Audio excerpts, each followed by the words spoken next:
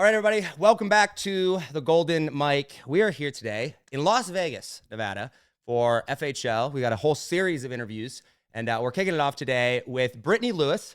Brittany, I'm going to do a little quick introduction on her. I've known her for a while, but she's written copy for people like ClickFunnels, Russell Brunson, the John Maxwell team, Elise Darma, the Photography Business Institute. Basically, she's really cool and really smart and successful people hire her to write emails and copy for them. She's made her clients millions. She's emailed to over 1.5 million different email subscribers. She's also an actor, a creative writer. She's recently married. Congratulations. And she is launching a podcast and show of her own called The Whole Picture, and we'll talk more about that. I'm very excited to welcome Brittany to the podcast. Welcome. Thank you so much for having me. Yeah, it's going to be fun. How's Vegas treating you so far? It has been treating us well. We literally just got here. Yeah. So we got here, got into our hotel, and came here. So we haven't experienced much Vegas yet, but it's nice. It's much warmer than New York. It was -2 degrees this morning when I left my home in Denver. Yes. So it's cold in Vegas, but not comparatively. Yeah, no, this is wonderful. Yeah, good. And your husband, congratulations, by the way. Thank you. Recently married. How long ago? December 12th, technically. 12th. So real recent. Real recent. Yeah. How was that? It's awesome. Yeah? We love married it. life's the best, isn't It is. Yeah. We jumped right in because we moved to Manhattan right after. So we got married and then moved to less than 500 square feet. So it's oh, you really got to like each other. Yeah, no kidding. From where? From Orlando. Okay. Did you have space down there? We had a lot of space. Yeah, we had a whole separate studio, the whole thing. Yeah. Is it worth it? It's worth it. You like New York? I love New York. All right. Well, I guess that makes sense. It's in my bones. Yeah, there's something about it that I just knew I was going to be there somewhere someday. Cool. Good. Well, I'm glad. And I appreciate, shout out to your husband over there for helping us get set up with the lighting and stuff. So Steven, appreciate you. I'm excited to talk to you today for a couple reasons. One, you are a client. But before that, I was a client of yours actually a couple times for a couple different projects. Yeah. And I know you through writing for Russell and ClickFunnels back in the day. And I know there's been some gaps there of kind of what you were working on. But one of the things that we're trying to do with the Golden Mic is I want to study frameworks and models because go back to the original podcast, Think Different Theory. It was very unstructured. It was very just flow, talk about whatever. And that was great. And now running a business, having a team, working with lots of different clients and stuff, you realize really quickly that if you don't have models to follow, if you don't know what model you're doing or following, or even if you're following a model at all, right? You don't know how to make decisions. You can't predict the future, right? None of it. And I think that I realized that I had a lot less conscious models that I was following than I thought I did. And then working with clients and stuff, the same thing. And so the way that you write copy, I'm sure there's a model behind that. And I've seen your work. It's been pretty consistent throughout all the times. And I've always loved it. And so I'm excited to talk about that. And I want to turn it over to you, though, to kind of give you the ability to tell us a little bit about your background. And because I'm curious, tell me how you got into Russell's world and kind of pick up the story there. Yeah. So I started out, I went to school for journalism. And so I always was writing. That's always been my thing. And halfway through school, my advisor was like, hey, you're not going to make any money doing this. So switch to communications, which is laughable because I never made any money with that either. College is fun. So yeah, I was writing there. I was on the school paper and just always writing and already very disillusioned with the corporate world, did not want to go into it. And around that time I was learning about blogging and how to make money as a writer, outside of the system. Yeah. And I came across Julie, now Chanel, Julie Stoyan, and she was teaching. Shout out, Julie. You know I love you, even though we don't like each other. We do. And she was talking about being a VA, which at the time I was so outside of this world that I thought you had to be. I thought she was talking about for something in Virginia. I did not know at all what VA was. I didn't know anything about this world. But fell face first into it because I was so determined to not work a 9 to 5. So I got into her world and consumed every single thing that she had. I think she thought I was a stalker because I every post she had, every course she had, everything. And Julie is a great writer. So I was studying her writing, studying how she was promoting her stuff. And right at that point is when the Expert Secrets affiliate contest was happening. Yeah, Russell's book. that was like a crazy point in the internet. It feels like a fever dream. There was like Dan Henry in the hat, like all this like weird. Yeah. So all of that was happening. And I was like, what world did I just walk into? Like this is. Because it really is a world. It is. It's like a bubble. It's so strange because you have no idea what it is. And then you get into it and you're like, and now I'm like buying like 7 books and like talking to people who I'd never met on like the other side of the world. Like it was a really bizarre time. But so I like worked my way all the way up to her mastermind. And during that time, I'm ghostwriting. I'm like writing sales pages. I'm writing emails. I'm like learning and taking more and more projects. And she, at the time, was working with ClickFunnels and let everyone know like, hey, they're looking for a copywriter. And I went and applied like on the side because I didn't want, I was like, I know her and she works there. Like I wanted to make sure like I was, you know, kind of getting it on my own. Like, oh, interesting. Merit. So I went and applied. Why is that? I think it's probably like a personal, I don't know if it's an insecurity, but there was still part of my mind that was like, I didn't get like a degree in writing. Like I was still kind of new in the world. And I was like, if I get this just because I know someone, like, you know, I knew people who were like, Russell was like their idol. Like they were like Russell Brunson. And so I was like, I have to like earn this. Like I just felt this like weird sense of like, I don't know. So I got in and it was like very competitive. Like there was a lot of stuff happening. And I had to write an email like that was promoting a podcast of his. Like that was the first assignment. And it was a test assignment that everyone did. Oh, so everyone was going and doing it at the same time? Okay. So it was like this thing that everyone was doing. And I spent 7 hours on it. One email. Wrote for 7 hours and was like analyzing like amazing versus awesome, like word, like, wow. And like going deep into like his old podcast and like seeing like the way that he spoke and then like going and reading old emails and seeing like it was nerdy. So I applied that way. We like did several test projects and I ended up getting on the team, working with Karen King, who's amazing, Nick Sanders, like amazing. Jake Leslie, like all these people were just like phenomenal to work with. So yeah, that was like kind of my entry into the world was honestly just being disillusioned with interesting corporate world. Yeah.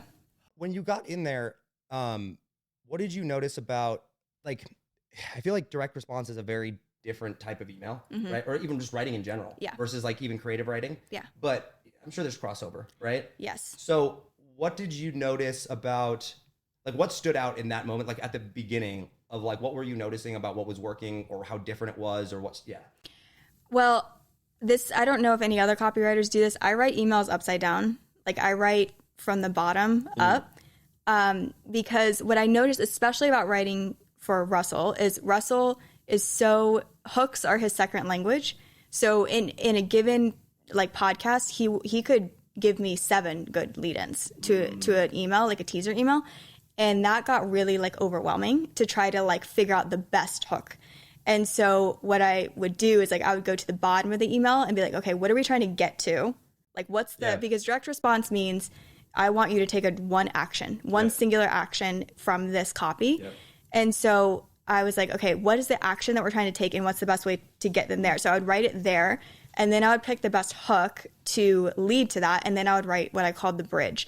So I called it the dessert first method. I don't know why, but so I would start at the bottom and go in. And that was like very different than when I was writing blogs and like content around that, because that is much more like, you know, like that's like the old story about like the recipe blogs, you know, where like to get to the recipe, you have to like listen to someone's story about their grandma and like the whole thing.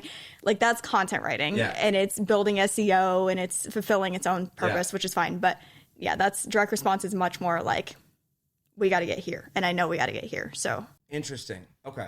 So then you're in that world. How long did you write for Russell? About 2 years. And then like on and off after that. Okay. One of the things that I think that, you know, a lot of people that do podcasts or interviews and stuff like that, it's like they like to tell how they learn their thing and then they teach people how to write. It's like, well, you don't really teach people how to write. Like you actually write, right? Yeah.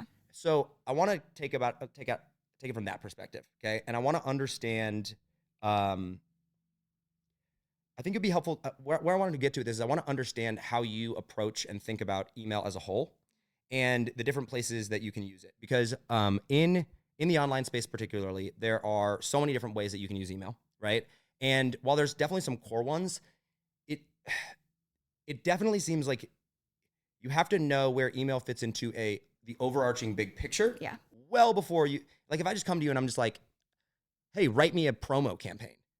It's like the worst, right? I'm sure I'm setting you up for failure. Yes? Yes. And I did not recognize that early in my career at all because I was like a starving writer. And I was like, someone would come to me and say like, hey, I need just some emails to go out to this thing that I did. And I wouldn't ask them when the last time they had emailed their list was or like all this because I didn't know, like, I didn't see the whole picture quite yet. I just knew that I was a good writer. And so like then it, it was just not quite translating. Like, because you could write the best copy in the world. Russell could write the best email in the world, but if your list is not optimized and only 2% of your list is seeing it, then it's still not going to perform. So yes, there's definitely an Okay, so I'll let you take this wherever you want to take it, but let's zoom out just for a second.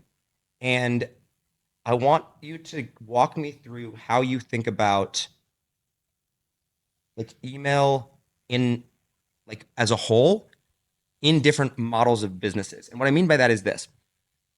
When I think about how I used email for Think Different Theory, when the podcast was originally that, to me, email was simply a distribution channel. That is it, right? It was like you opted in, and when a podcast email came out, it would go, and then every now and then I just do like a hard promo campaign, and that was it. But that's because, and I say distribution of an asset, not how I communicated to my people, right? But that's because I communicated elsewhere, right? I communicated it via the podcast, via Facebook Lives, right? And so I had this like communication thing, or a different communication channel. And when I would study, actually, have you ever read the book Tribes by Seth Godin? No, but it's on my list. It's a fantastic book. It really is. And one of the things he kind of talks about is if in order for like a tribe to work, the leader has to be able to talk to the people. Yeah. The people have to be able to talk to each other. And the people also have to be able to talk back to the leader. Yes. Right. And so, Facebook groups were very effective at that and all that. So email for me was my way of like distributing to my people, but it wasn't even how I communicated them. It was more like a side note, right? Thing. It was like a promotion channel. But then you read people like Julie, right? Like who, like she's a writer, like she writes and she's very good at it. And that's how she communicates through it. Right. And then you have people that they kind of only do it for fulfillment stuff, right? You opt in and, that's it. Some people like, Anthony Morrison, it's like you sign up and it's basically nonstop pitching all the time and it works, but it works because that model, right? Yes. And one of the things that I've wrestled with or tried to figure out as someone who hires people like you, right, is I go, what's my model when it comes to content and write? Where does the written word fit in? Because I'm not a writer, right? Like I know, like I did a writing project. So like I know, but like sometimes I sit down and I write and it just crushes. And like 90% of the time it doesn't, right? It's like if I'm writing to myself, then it works well. Yeah. But it's like, grammatically incorrect and all that stuff. Yeah. So like, how do you, from a big picture perspective, how do you look at businesses as a whole and the different places where email can fit in? Well, I guess the short story is like email lists, I feel, are an asset to a business. And so it's basically on how you want to leverage that asset. So one of the main things about email lists is depending on how it's like acquired. Like if you're running leads to it, if your list is built from like a low ticket offer that is like, and I'm speaking mostly to info product businesses because that's like my specialty. So if that's how you're building your email list, then your email list is basically not just like your ideal avatar, but it's your ideal avatar who is already somewhat invested in you. And so these people are like the people who we can get the most data from and like really understand where they're at. Like that is such a personal connection. It just has to be nurtured correctly. But I've found that is like it's like a gold mine of information. Like I have with countless clients, I have sent out like polling type emails and we were like about to name something. And I know you poll your audience a lot too. Like we were about to name something and it's like completely opposite result. Or like we were like running with something and like I usually will do it right before I write a sales page. Like we're running with something and then I'll say like, what big questions do you have or what objections are you having? Or we'll do it like 72 hours into a launch and see. And like what comes back is like sometimes so different from what we think is holding them back. So it is like just a list of people basically like who have already said, I want you to solve my problem. You often have already paid to have them on your list. So like it is like such an asset as long as it's used correctly. It does not have to be like long form emails. Like your people know who you are. So like if you're more direct and to the point and short, like you can email much shorter things or email like Tim Ferriss does like I think it's 5. He rounds up like 5 things every Friday. And like they're external things. Like they're not even his stuff. It'll be like an article that he liked, a podcast that he liked, a book he's reading, and whatever. And people like stay on his list because they trust him as like a curator.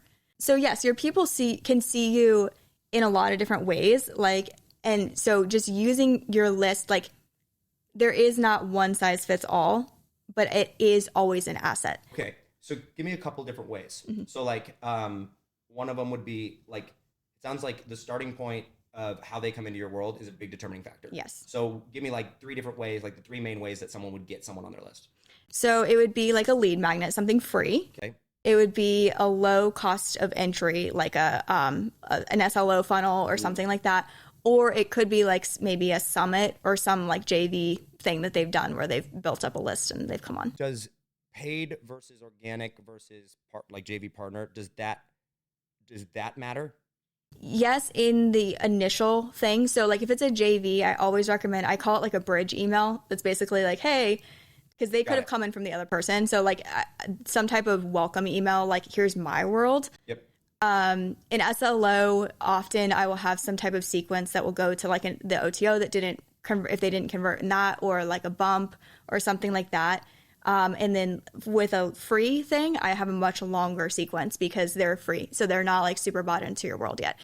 So it matters when they first come on. Once they're segmented and like the nurturing has started to happen, then they can start to go into the same pot as long as you're serving the same avatar. Okay. So then when you say the same pot, talk to me about the primary, like the different ways of primary use of email. So one would be they opt in for something and it's almost like a distribution letter called a newsletter. But it's like a podcast episode. Yeah. You sign in to get weekly reminders when we drop podcast episode. What would you call that one? So that could just be like a general information. Perfect. Okay. So just general reminder, like, okay, great. Second one would be like you're using your email list as a promotional channel, right? Like the primary use is just to promote and sell. Yes. Right? Yeah. So like you mean if someone comes in from an SLO perspective, I just mean like in general in the business, how you're like zoom out, like big picture where email fits into the ecosystem. Like for example, like Russell for a long time, everything was webinar. Yes. Right. It's like some come in and like, so for him, it's like you opt in and it was just like sell. Right. Yes. Whereas a Julie, I'm sure. Yeah. Or a maybe Tim Ferriss, I don't know, like people that are writers, like James Clear, right? Like that, like where they write to their people. That's how they communicate. Yes. Right. Yes. So what would we call that? Like a newsletter or what? Yes. Yeah, I would call that a newsletter. Like Substack, like that type of crowd is much more. Yes. That's like classic newsletter. Okay.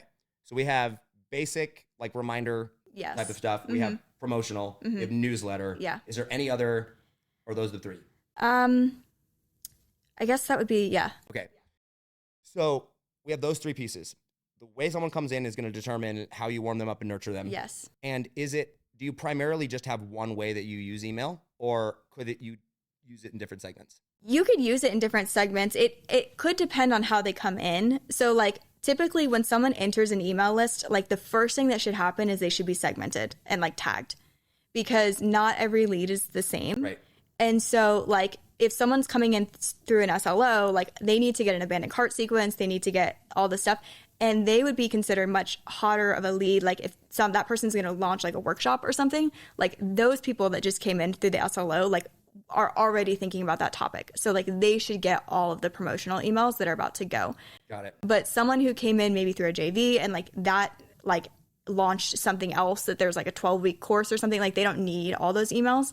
So like segmentation is like number one first thing that should happen when someone comes onto a list.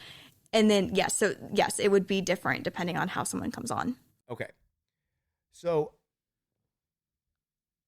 tell me about what what service you provide for people. And we're going to take this to one, like, I want to understand like who's coming to you, what are you doing for them? And then from there, go into like your philosophy of like the frameworks and the models and things that you follow. But I think now that we've kind of got some of the technical details and stuff out of the way, who's your avatar? Who do you work with? How'd you find those people? What do you do for them?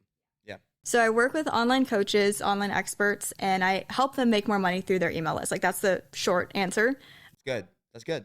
Each person I work with has like a different, list and different issues that they're facing with that list. So Are most of them already making money with their list in some capacity? In some capacity, yes. But most of them also have felt like there's been a shift. Everybody has felt like there's been a shift. There has. So yes, they are, but it's maybe they're like, this is different than it used to be. Maybe there's a deliverability issue. I don't know what's happening. My team is focused on this. Like that is very often what I encounter. Yeah. Okay. So they come to you because they want to make more money. They've got the list. Mm-hmm. And they're like, yeah, often they are about to promote something too. Shoot, we should do email. Email is like the forgotten stepchild sometimes. Like they're like, oh crap, we have to do emails too. Yeah. Or you're like me and I'm like, we're going to do email. And then we do a promotion and then we just stop after that. And then we go to the next promotion and then we just promote and then nothing. Yeah. Promote and then nothing. And it's the worst because I could make so much more money. Right? Yeah, you're not alone in that. Yeah. Well, I'm sure not. I feel like that's probably everybody, That right? is Or most- a lot of them, right? 95, yeah. So what do people come to you for? Is it just to write promo copy? Is it management? What do you do? That is initially what they come to me for, yes. And until recently... Actually, let me set you up a little bit for this. Let's back up. Leave Russell's world. Or like you're in Russell, you're working for him. Yeah. And now you're going to go out and offer this stuff. Tell me that story of how you pull Russell Brunson. Tell me the story of how you figured this out. Well, so picking up after I left... Yeah, just pick, like you're at Russell and you went from Russell to... Yeah. I mean, I don't care how fast you go through the timeline, Yeah. right? But like you offered this now. Yeah. What do you sell? But explain how we got here. Okay. It was certainly not linear. So I was at ClickFunnels for 2 years. I did this, like when I was transitioning out, I was working still just like on one piece for them because it was like not handed over completely yet. And at the time I was like wrestling, I think in part with like imposter syndrome, in part with like burnout, in part like I had gotten very far very quickly and felt like I need to do something different, and I couldn't do anything different in my personal life at the moment. So like I was like, something needs to change and it has to be this thing. And I was like listening a lot to obviously Russell's content, and he was talking so much about courses and like all, so I was like, okay, maybe I need to build a course because I'm burned out and I can't take on any more clients. I couldn't do an agency. Like I felt very protective over, people were coming to me because they knew that I was writing for him. And so I was like, it's a status play right there, right? It's a flex. It was so status. And I felt like I couldn't hire any junior, like I couldn't do an agency. I felt that was probably a limiting belief, but I was like, I can't hire anyone under me, like a junior copywriter or anything for like outside clients, because I felt like I have to do it. Like they're coming for me. Yeah. So it felt weird. And then I had this very like limiting belief money wise. So like I was not charging enough. And like everybody was like, you're Russell's copywriter, I'll take it. Like, how much were you charging? I was charging like maybe $1,500 for a sales page. Like it was bad. It was really bad. I was charging like $200 an email. Like, and I thought that was a lot. Like it felt like a lot. And all of this was like compounding with like, I didn't even go to school for this. I didn't even know, like I just fell face first. And like I had people like DMing me, like offering to pay me for like his cell phone number. Like it was a weird world. Like really? Yeah. Bro, I was like, you should have sold it because he would never answer anyway. I was like, what is this world that I walked into? I don't know if I even. I was like, I don't know if I even deserve to be here. Like I had like a lot of stuff happening, and so I was like, I'm gonna go do courses. Like I think that will like pull me out of this grind. I have this status now that I could like teach other writers to write or something. And so like I tried to do that and it like worked for a while. I got like enough students but it like I missed writing, honestly. Like I think at the core, like I'm a writer, like I always have been. So I was like good at coaching, but like it was not. And that's the natural progression though too, right? It's like you do something for a little bit and everyone's like launch course. Yeah. Right. And so you do it and then you lose, right? Yes. Yeah. Everyone's like scale. And I just did not know how to scale. I really didn't know what I was doing. Like truly, I was like floundering. And so like I had this moment of like, I can keep doing this and like guessing, or I can like go back to basics, which was like, I knew how to write really good copy for coaches. Like that's what I've always known how to do. Well, since I entered this world, it's what I've known how to do. And so I started like back almost like at the bottom. Like I just like, I left the mastermind that I was in. I left all these things because I like just felt like I needed this hard reset. Like personally, I was also going through a lot. So like, I was like, I need to like pull the plug on all of this. So I did. I went back to basics and I started just like writing copy for people like who weren't necessarily in the ClickFunnels world, like just people who I knew needed copy, and like really like found joy in just copy again and like reading sales pages. And it like, I like have kind of snowballed back up from that point. I took like very long contracts too. Like I did, I worked at, well, now it's the Photography Business Institute. It was Joy Marketing back then. I did like a year with them. So I like really like took my time, like kind of coming back into this world because I wanted to build it in a very sustainable way this time. Yeah. And so now, like, you know, mid 2024, like when I found you, I was like, okay, I'm ready. Like now I'm ready to get back into this world. And that's like, I feel like I have so much more of a perspective of like the inner workings of a lot of these companies that, you know, everyone knows and loves. Now I feel like I can actually step in and be like, I know exactly what's happening back here. I really want to get into like you finding me move like and what happened from that point and go into the frameworks and stuff that you developed since then, because I'm very curious. One of the things that you said that stuck out to me was that you started to find joy in it again, right?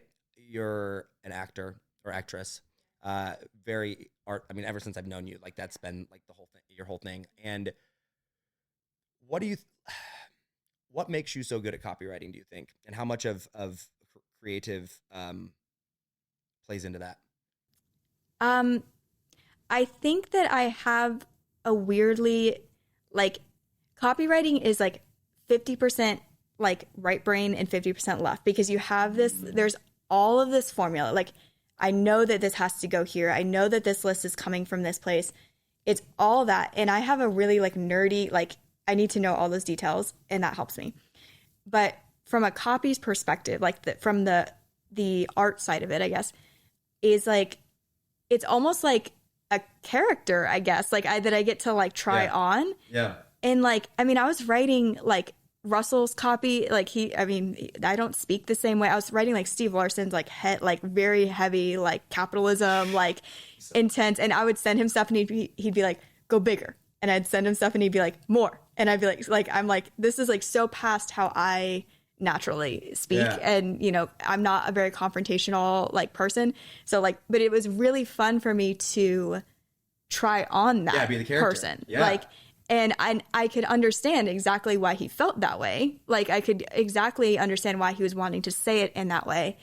And so that is cool. And I find that in acting too. Like I can relate to these characters in a certain way. So it's like kind of like just trying on all these perspectives. And like, I find I get like emotional when I write copy sometimes, because I like, I'll be writing someone's like origin story, you know, and I'm like, they had nothing and they're here, and like they're here. Like, that really is cool to me to be able to do that. So yeah, it's like, it's just a great combination of things. Yeah. What, like, is it a happy place? Like writing copy? Yes. Yes. Once I get into a flow, especially like, for sure. I feel like people create from different places, right? And like, I mean, like Garrett White, for example, like he's clearly very gifted at what he does. Yeah. But man, that comes from pain. Yes. Right? Like dark, deep pain. Yeah. And it's like the right people resonate with that, right? And it seems like for you, you have your place, like you write from some place, but that's you, but then also like, it's like you go into the character and like almost experience where they're coming from. Yeah. Yes. Yeah. I feel it. Like, I feel like this person's talking about their son's heart surgery and how they couldn't get back there because they weren't making enough money. And that was the moment that they knew they had to make more money. Like, that I feel that in my body when I'm writing that, because it's like, of course they were feeling that way. Like, okay, I have a question about this, because this is good. Remember we talked about there was like two parts. There was like the logical things that you have to hit, and then there's this whatever, the story, the realness of it. When I hate structure, but I love it, but I hate it. Yeah, because if you give me a checklist and you're like, this is the order that we go in. I'm like, no, we are not. Right? Do you know why? Because then it just feels like bullshit. Then it just feels like I'm just trying to put the right things in the right place. Yeah. And I have no problem like people are like manipulation. I'm like, it's all manipulation, guys. Like everything. It's not, this just is, right? I have no problem with that concept. What I'm like, what I do wrestle with is I'm like, I don't know if I felt that way with that. I don't know when I felt that, but when I just ignore it all and I know what I'm trying to get across, which is very difficult to find, right? But when I find it and I just create, whether that's on a podcast, whether that's in a workshop, or oftentimes writing, it's like all the elements are there. Yes. Right? How do you balance that though? It's tough. I think in part, it's like, I'm going to relate this to acting just because it's like what is at the top of my mind. But in acting, like when you're prepping something like a scene, like you do all this like really nitty gritty work. Like you have a script and you're like, this is a story about this person and you're like really analyzing it. And then when you're going to shoot that thing, you put the script down and you just trust that it's in your body somewhere. Like that information just lives somewhere in you. And then you go and you're supposed to, you go and just have a real experience with your other actor who has done all their own prep work. And then maybe the scene's going to go here, it's going to go there. You don't know exactly, but you just have to trust that it's in your body. So like you have studied so much marketing, you studied so much of frameworks and the way to, so like it's all in there somewhere. So like your story, like when you're going to tell a story, you likely will naturally like tell it in a way that is like it's just going to come out that Russell, I said his second language is hooks. I don't know that he's even trying to do that. Like he is just telling, like he would open a door and have a hook and like a story. Like, you know, that's just how he is now. So like. It's so annoying to be his friend. You go to his house and I'm like, just talk to me like a human being, bro. And he's like, tells me the whole, I'm like, you're not on stage, man. Like just that's his language. He's on. That's so it's like, it's in you. It's in like, I know now the framework of everything and I know like how I have to convey it. So all I need to do at a certain point is like know the story and like know who they're talking to and why they're talking to them and why it's important. And then I can fit it into that. Like there will be some technical stuff, you know, where I'll have to like stop and be like, wait, there's some level of like, you have to, you know, you don't want to tell two like very emotional stories back to back. Like it can kind of start to seem like you're trying to like pull heartstrings, you know? So there's some things that you have to like, I have to zoom out and look at a sequence and be like these two things can't be back to back. But for the most part, you just know, it's in your body. Yeah. And you study that for us. That's interesting. Okay. So pick up the story where you come into my world. Yes. And take me through, because you've been talking about some frameworks and stuff that you have developed. Obviously you have the podcast, the whole picture. Yes. Right? Yeah. Which I'm very excited for. What was that? Like your current offer now, pick from the time you met me moving forward. So I was still like right before I met you, I was still just doing random projects like with people who I knew. I had like just come out of like a long-term contract where I was doing like just certain set things for her. And I was like, okay, I am now ready to like take this to the next level. I know what I'm capable of now. I'm ready to get paid. And I was like, who's doing that? Because that is like now my default is like, who's doing the thing that I want to do?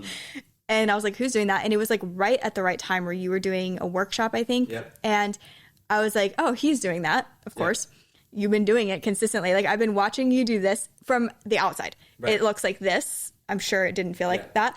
And I was like, I felt like I was doing like this. And so I was like, okay, I have to go up where what he's doing. I see what you're saying. And so like, it seemed like you were having like the next, like your one idea was like leading you upward to the next idea. And I felt like at that point, my next idea had been leading me like either just in a straight line or like down. Okay.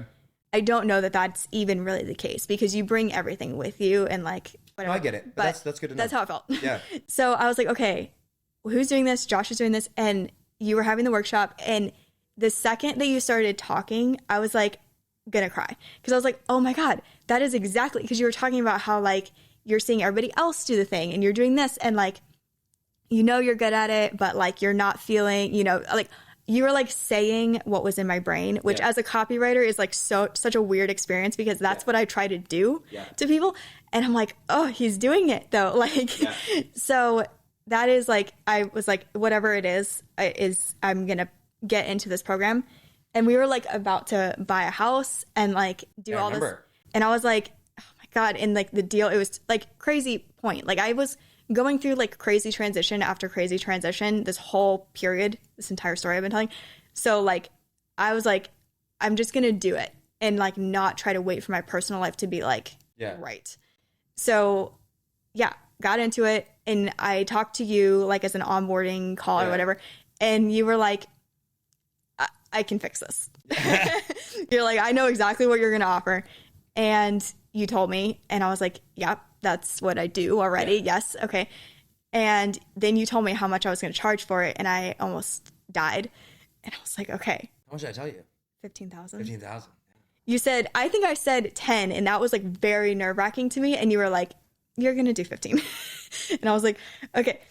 And then I did twice, like within like 2 weeks. Wow. Because all of a sudden I had this like, I know what I'm doing. It was like, I'm a slow learner, maybe. I don't know what it's like. There's something in my brain that had to be convinced by like, I don't know, 6 years of struggle that like I knew what I was doing. Yeah.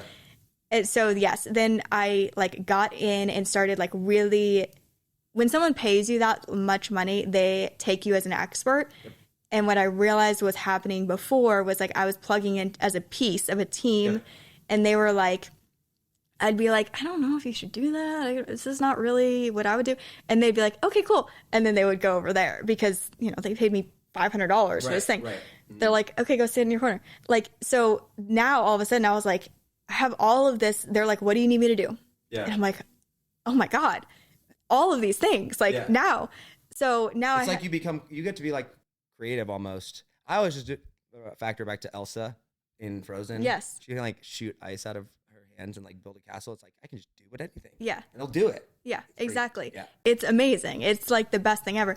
So I learned a lot. Like I took 2 clients back to back very quickly. And I was like, the first one, we had an amazing like conversation. Everything was great. And then there was like some logistical difficulties. Like she had to go on a cruise, like, and I didn't realize it. And she like went on a cruise and like was going to pitch that day. And then like went on the cruise and then like left a team member who like did not know how to pitch to close all the calls. And so it was like, so like I'm learning like, okay, wait, there has to be like stuff in place like contract wise to do, but like so amazing already, like such an up level already. And like only a failure on my part because like I didn't understand like that much like trust in me. Like, so yes, so I learned like a lot from those first 2, and now like I'm kind of understanding even more so like how to work with that person and get them even more, you know?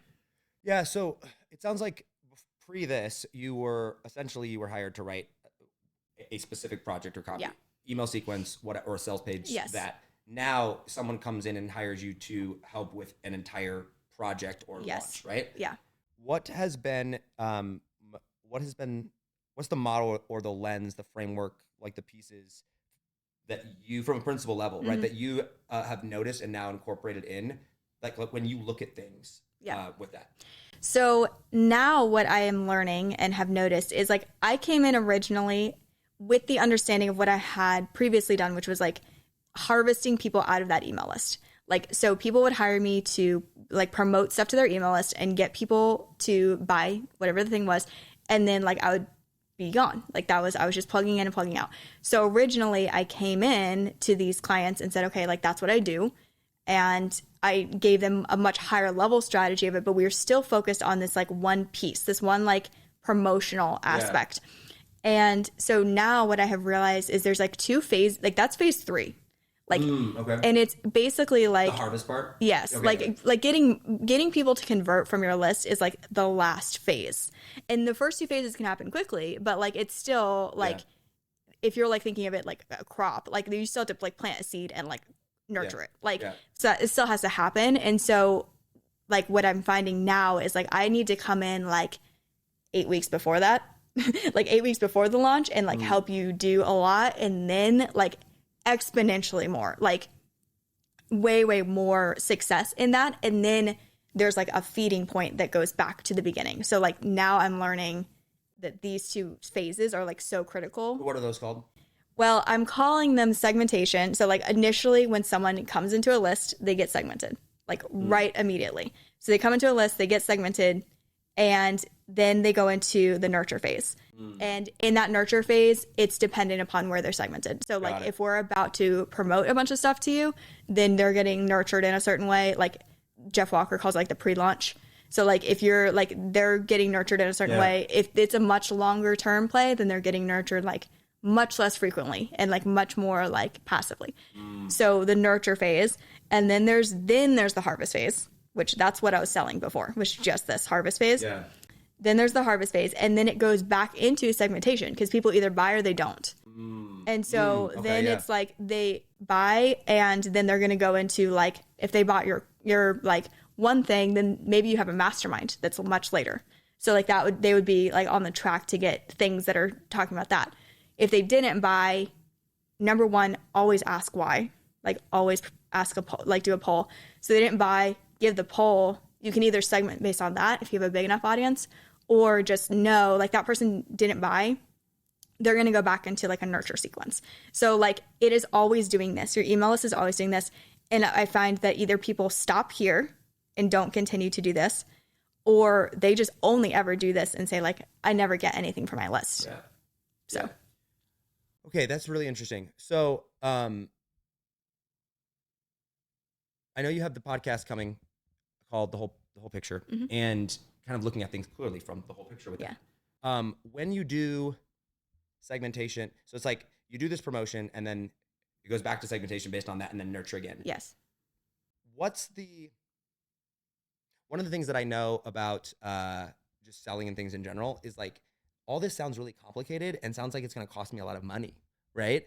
And so if I'm going to buy something as a business owner, right? If I'm going to hire someone like you, the first thing I'm looking at is I'm like, yes, what's the upside? But rather like, when am I going to make my money back? Yeah. Right? Like how am I going to pay for this essentially? Right? And so there's like that question of like, well, A, this sounds like a lot. Where do I even begin? Yeah. B, oh, if I need to hire you, great. When am I going to make my money back? Yeah. And then C, what's required of me? Right? Yes. Right. And it's like kind of this big thing. And so are you just constantly going like promote, nurture, get ready for the next promote? Is that how you offset it? Is there a way, like, talk me through that. Talk me through the whole picture. Okay. Of that. Yeah. Yeah. So the first thing that I do, like if I'm going to approach this with like you or someone, let's say I'm going to be your potential client. Yeah. So the first thing that we do is like, we look at what your next like rally point or like conversion events, whatever it is that your like next big promotion is. And we work backwards from that. Okay. So like the whole entire thing is focused around making more money at the thing that you're already going to do. But like, and so then that's like what we're working backwards from. So we're doing that. In the meantime, you're like running traffic probably, right? Like you're doing certain things like that are already happening on your list. So like, let's put some segmentation in place so that we know that the people who we're going to promote to are going to be more aligned. Let's start to nurture your list with some pre-launch stuff. Let's start to ask them. So like we're just working backwards from a thing that was already going to happen. And if their thing was not going to happen, which a lot of people I talk to, like they don't have something planned for their list really necessarily. Like they know that they're going to launch something in Q3, but they don't know exactly what it's going to be yet. So like if that's not in place, then that's the first thing we would do is say like, what is it that and like, what's your highest ticket offer? What is it that you're going to do to like teach around that? And then we go backwards. So like there's always an immediate ROI like in your brain when we're doing all of this. And then we like continue. And then like from your team's perspective, now they know like this is the process. In terms of what's needed from the coach, it depends. But finish the thought on that. So you do the promotion. The promotion is done. Make a bunch of money. Yay. Yeah. Now we got to keep ongoing. Yes. Then what happens? So then we segment. And then we talk about like, this depends on the coach and like how often they launch. Because if you're launching something that's like a 12-week live thing, the coach is not going to launch again for 12 weeks. We know that. So this would be a time to go through and do like core sequences like that are like running off of SLOs. So like this could be like an optimization standpoint, like, and that either I can just teach the team how to do that or I can write them. It's like, that is like dependent upon the coach. So there's just like, you basically have these I don't want to say templates, but kind of like pre-packaged templates of like, based on what you need, either do this or this or this. Yes. Okay. Yeah. Okay. That makes sense. Okay. And I think you referred to it one time as like an ecosystem, right? Yes. Yeah. And that was very interesting to me because I, look at models and ecosystems, like flywheels and everything like that. what are you still figuring out? I guess it's how to position this, because like this is like exclusive. This is the first time I'm like pitching this, like to like, it is so much of it. Once you have it all in your brain, is like you don't want to like be the fire hose to people, like where it's like, here's all of this information, here's all of this. So I guess what I'm still figuring out is if I'm saying this correctly, like if I'm positioning this right, like is this making sense to the people who I'm talking to? It gets there. I know it does. But like in terms of like the way that it's positioned and how I'm speaking about it. Yeah. Yeah. When you're talking to people with this, like presenting this, is it like, are you doing one-on-one conversation? Is that what you're talking about? Like in a one-on-one conversation, Yeah. That is, yes. But I also am like, gosh, like short form you're having great success with short form. Like I know this is like a thing. So like part of me has been like, should I be like doing like little sound bites of this and like trying to like get this more like, this is my model. Like this is what I'm doing. This is what I see work. Like, you know, that is like, yeah. Yeah, that makes sense. Okay. From a positioning thing, it's interesting because this is a service. Like you're the one doing this, right? And when you scale, I always say like you can either scale volume or you can scale price. Yeah. Right. And scaling price is so much easier. Yes. Until you reach a point where it's like diminishing return of the amount of people that can afford it. Right. Only so many people can afford $1 million. Right. So it sounds like you're still in that stage. Yes. Yeah. Where you're in that stage. Okay, great. Yeah. So you're selling for $15,000. You've got a lot of upside still, right? Yeah. 15, 25, 30, 50, 75, 100. I mean, like until you hit six figures, you got plenty of upside. And so from a front-facing perspective, I mean, you know, we use the Golden Light method, right? Like that's like interview the ideal customer, build a network, like all that. And the reason for that is that I have found that, like, think about if you were going to go hire someone to come in and work on, or like help you act, or like help build your thing, like you would want to know them. Yes. Right. And you'd want to have like know that they know you a little bit. Right.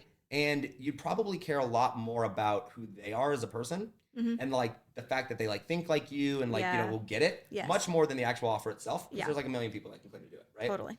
So the concept from front facing positioning is we don't do traditional marketing in the sense of we're not promoting our offers front facing. Instead, I subscribe to you build relationships and then you show, don't tell. Okay. So like if you're going to do short form like content and clips, like I would just do demos. Like I would literally just do like a 30-second or 90-second like little clip or a 5-minute video of you like building a campaign or like explaining the strategy, right? Because like even if it doesn't get a lot of views or like who cares? Because they just want to know that they see your process, and that's going to build authority and trust, and then obviously you know building relationships and whatnot. Yeah. So I think from a positioning standpoint, you basically tell the world who you are and then show them that you know what you're doing. Yeah. Right? Does that make sense? Yes. Yeah. Okay? So from facing perspective, I think sub $1 million if you're doing less than $1 million a year. Yeah. That's the easiest way. Like, you don't need paid ads. You don't need it's just it's a service, right? Yes. From a sales standpoint, though, like once you actually have the conversation with someone, what you're looking for is, I think that like I'll give you the example of Think Different Theory. I can't tell you how many times people would ask me, "How the heck do you make money?" And a lot of people saw that as a negative, and they're like, "No one knows what you do." I'm like, exactly, right? I don't need them to know what I do because I know what I do, and I need to know you, and I want you to be bought into me.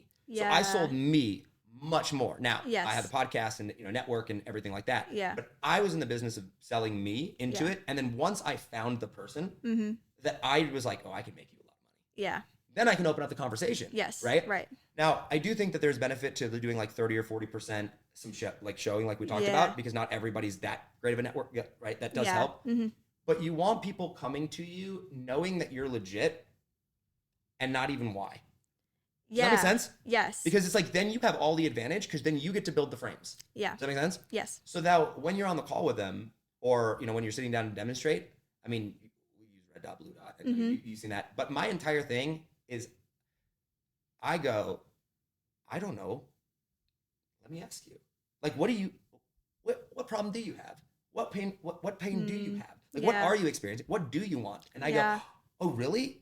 Let me repeat it back to you to make sure. And then they're like feeling so understood. Yeah. So, and then I go, by the way, I happen to have the perfect solution for that. Yeah. Does that make sense? Yes. And so what they need is a frame, but you don't know how to build a frame, and we don't have time, diagrams, but like you don't know what frame that they need. This is why, by the way, I find it so hard to sell one-to-many. Yeah. Okay? Unless it's a live workshop. Yeah. Like, writing copy is so hard. I'm like, I don't even know where you at or where you're at. Yes. Right? Like, I don't understand. You have to generalize so much. Exactly. Yeah. Right? So I just get on there and I go, yes, that's why your line of I make people more money with email lists. Yeah. So good. Right? It's like super vague, but like everyone knows it. Yeah. Understands that. And Yeah, they're yeah. like, oh, you make money with email? I need that. Yes. Yeah. Right? Exactly. But like there's 10 trillion different ways. There's so many. Yeah. So I think from that perspective, your positioning is fabulous there. When you get on the calls though, it's just shut up and ask questions. Yes. Yeah. Right? And if you can do that, positioning it as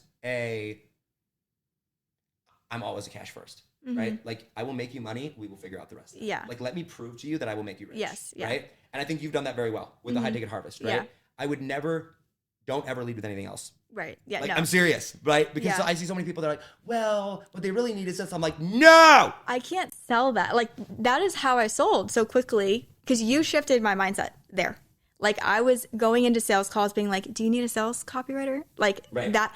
And when I changed that, you did the red dot, blue dot, and I like obsessively studied we've covered that I'm obsessive. Like, yeah. So like I was like going through and like listening to how you were saying, and I was like, okay, if I can just do the math, like this person makes sense. So that is how I so quickly went from like this to this selling because, and I'll never sell another way because money talks. Yeah. So I think as long as you position it as, because you're in the wealth space, like the principle is that you sell money, right? Like the end, that's the only thing they care about. Anyone that says otherwise is lying, right? They care about everything else secondarily after they know that you can make the money. Yes. Right? So like as long as you lead with that positioning and go, I will show you how we will make money. And then every problem that comes for that is free. Like I take care of it. Does that make sense? Okay. Yeah. And then like, that's it. Yeah. Because one of the things that I wrestle with for so long, or I still do, was I thought people obsessed over me and my process and the solution and all way more than they did. Yeah. Like I thought when people were making a $25,000 decision, like they were spending days or weeks. No. It is a problem and a pain in their butt and they want it gone. And they've spent so little time on that because they hate it. It's painful and it's annoying. Yeah. And so I think, honestly, just keep doing what you're doing and just do it just do it with more certainty. Yes. Like just do it more and you'll crush. Yeah.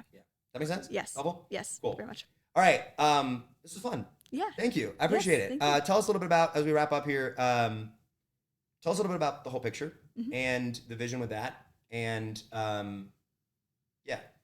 So the whole picture came to me because during that whole period of my life where I was like feeling burned out and kind of like took a step back, I found acting. And it like reignited this part of my brain that was like, this is fun. I get to be creative. It's so much, and that like played right back into my copy. Like as soon as, and now like that I noticed that pattern with myself. I now notice that with every successful entrepreneur and high performer I know, they have this like other thing that they do that like feeds them. Like, they're like really into running or wrestling or whatever. Like everybody has this like other thing that is like really that feeds back into their life as an entrepreneur and a high performer. So the whole picture talks to high performers and entrepreneurs and gets like the other thing and like lets them talk about the other thing that they get to nerd out about. And then we relate it back to like, how do you see like being in competitive sports? Like how has that influenced you as an entrepreneur? So like those conversations. So yeah. Okay, I'm going to update my answer on positioning. You're doing it correctly. This is incredible. Oh, okay. Because thinking about it from the Gold Mike Method approach, if you understand that about your client, how much better of a client are they? So much. So much better, So much. right? Yeah. And if you were to go and you were to give someone a platform to talk about that thing, and then you were to show them or tell them that you can, like you get to incorporate that. Yes. Yes. Oh, okay. Yes, this will crush. Okay, cool. Yes. Okay, cool. Why do you love acting and creative? Like, why is that your thing? What do you love about it? I think it's like in some way it's like the external representation of copywriting. Like copywriting like happens in my head, but in some way like acting is like I get to be like this other persona like in real life, But it just is something. I mean, I was 6. Like my first memories are like in theater, so like I was performing my whole life in acting and ballet. So in some way it felt like reclaiming that too. Like that was a very kind of crazy time in my life, but like getting back into it and like doing it on my terms and like in my way at the point I was at in my life, like it just was this like very healing kind of fun way to like explore like other perspectives and other ways to do it. And now like it's just, I mean, it's so much fun to watch a movie and like watch TV and be like, oh my God, I see exactly what they did there. Okay, that like it's just cool to me. And I also met my husband acting, so I can't. Yeah, I mean that's a good reason. It's a good reason, yeah. It's interesting because how long have we known each other? Probably like 4 years. Yeah, like that. At least, yeah. I've only known one version of you. Yeah. Right? Like, yes, I've seen this, but like you, like you're like genuine and passionate and like just like kind, right? And that's like it's hard to imagine you in a bunch of different like forms. Yeah. Right? It's very interesting to me. Yeah. Right? Because like when you know someone, like I feel like I live a lot of my life online. Less so now. Yeah. But like for a while there, it was like everything, right? And so I'm like, people just saw me. And so when I would meet people and I'm like, oh, that's you. And I hear that you have this whole other world. It's pretty fascinating. Yes. Yeah. Well, I appreciate it. I appreciate your time. Where can people find out about the podcast? Well, if you follow me, Brittany Lewis Official on Instagram, or BrittanyLewisOfficial.com, all the stuff will be updated there. Okay, perfect. We'll link that down below. Go check it out. Looking forward to seeing where you take that. And I would encourage you to be really creative with it. Yeah. Podcasting can be used as an audience building tool, or it can be used as a networking tool. Mm-hmm. And first. Yep. Use it as a networking tool and get really creative with it. Yeah. Right. And figure out the audience part later, and I think you'll crush with it. Cool. So cool. I appreciate your time. A couple rapid fire questions here for you.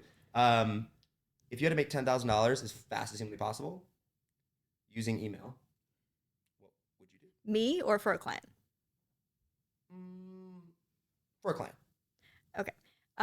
For a client, if they have a high ticket offer, then I would do a quick little sequence that led right to a sales call, and then just straight to book a call. So promo sequence to book a call. Like how many emails? I just had someone. They were like kind of trying to test out some stuff, and they have a high ticket offer. It's a mastermind, and we wrote one email that was like his story. Like he had just come off of this thing. He booked 7 calls just from one email and closed 3 people. Like one email. He hadn't emailed his list since like May. So like it happens. Like it happens all the time. That should be a front-end offer of yours. You should sell it for like $3,000. And it's like to prove your worth type of deal. Yeah. And it's like if someone's hesitant, be like, cool, how about this? Instead of paying me $15,000, pay me $3,000, and I will make you $15,000 or $25,000 just straight 2 or 3 emails. That'd be brilliant. That's good. Yeah. Wow. Straight to book. It was I was almost a little bit surprised at that. Like we were like testing stuff with his list and stuff, but like it was just great. It was the right time. It was like, you know, all this time period, like all the stuff that just happened last year and whatever. And like it just was the right. So like, yeah, it definitely can be done. All right. What's one book that you think every entrepreneur should read? Right now I'm reading Stop Asking Questions by Andrew Warner. And it is like broken my brain a little bit because it's not just about podcasting. Like it's like conversational. And like in reality, every entrepreneur is having a conversation with their client or their customer like every day online. And it is like so important. Like that is like literally how you're getting the answers of how you're gonna like serve them more. Yeah. So like understanding how to talk to your audience is like critical. And like we don't always study like the art of conversation. So like I don't know, that is like top of mind. Man, I remember you posting about that. I gotta check it out now. Yeah. Now I'm sold. Who's one like idol, hero, like person that you want to meet before you die? God. I don't even know. I am so, like the least fangirly person, and it's like kind of terrible because I'll meet people and I'll be like, everyone else is like freaking out, and I'll be like, I don't know what this is. I can't even think of a good answer for that right now. No one? Really? Mine's Elon, right? Okay. I mean, that makes sense for me. Obviously, that's not, it wouldn't be yours. Tom Brady's up there on that list. I mean, like Meryl Streep is coming to mind just because I'm an actor. Yeah, but cool. What's one bucket list item you want to, bucket list item you want to do before you die? Tokyo has been on my bucket list forever. I would love to go to Tokyo. All right, cool. Parting advice. You can leave. We used to do deathbed, right? But we're gonna reverse it, and I'm gonna go right now. Like one piece of actionable advice right now that you think would drastically or like immediately improve the quality of someone's life? Like, what would be one piece of advice that you give them? Stop overthinking it. That is the advice that I need all the time as an entrepreneur. And that can apply to everything, no matter what it is that you're doing. But if we're going to apply it specifically to email, like, this is a group of people who like you. So like, even if you literally email them like, hey, I'm at FHL and I'm realizing like, I love networking, but like, it kind of burns me out sometimes and this and that. Here's what I'm reading. I'm hiding in my hotel room for 10 minutes and then I'm going to go back out and rejoin. Like, what are you guys up to? Like, these are humans, like, so yeah, stop overthinking it. That's my advice. All right. Brittany, thank you. Yeah. Really appreciate it. We'll link all of her stuff down below. Go check it out. Subscribe to her podcast. I hopefully can convince her to have me on that one too, because I'm very, very curious about it. Thank you guys so much for listening. As always, subscribe to YouTube, Instagram. We're doing short form reels. We got a bunch of fun stuff. So if you're new to the world, welcome. If you're not new to the world, thank you for being here. As always, hustle, hustle. God bless. Get paid. Be free. See you next time. Bye.